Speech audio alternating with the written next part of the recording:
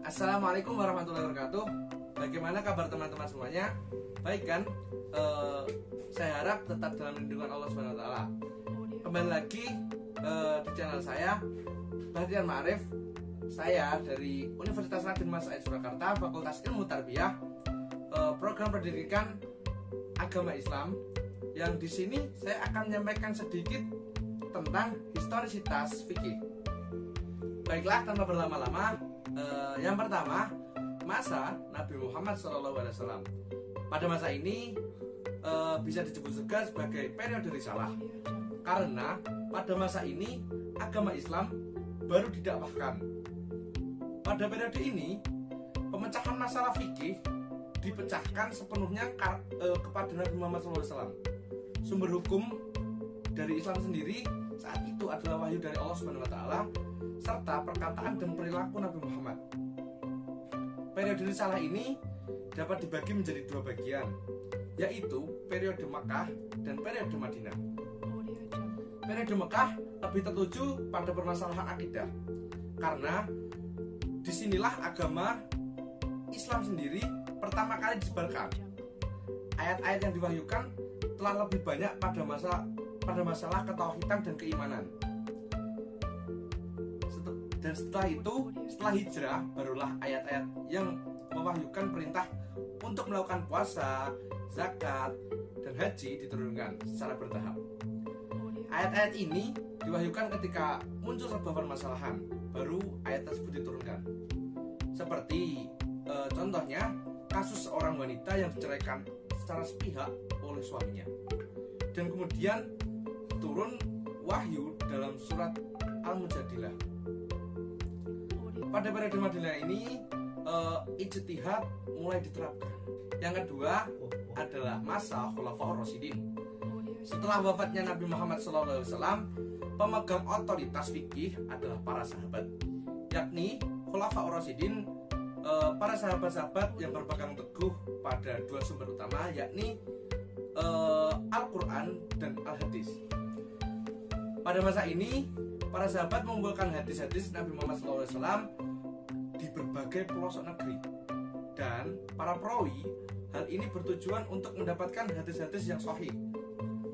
Para sahabat juga sangat berhati-hati dalam mengumpulkan hadis agar tidak ditemukan para pemalsu hadis. Abu Bakar As-Siddiq dan Umar bin Khattab bahkan benar-benar menyaring para perawi hadis. Caranya adalah para perawi akan menyampaikan hadis yang harus menghadirkan sedikitnya dua orang saksi yang dapat membenarkan riwayatnya. Jika para saksi membenarkan riwayat hadis tersebut dari perawi, maka riwayat perawi tersebut diterima.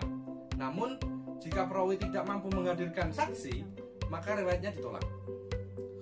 Pada periode ini, para fakih mulai berbenturan dengan adat, budaya, dan tradisi yang terdapat pada masyarakat Islam. Dikala itu, ketika menemukan sebuah permasalahan, para fakih berusaha mencari jawaban dari Al-Quran. Jika Al-Quran tidak ditemukan dalil yang jelas, maka hadis menjadi sumber kedua.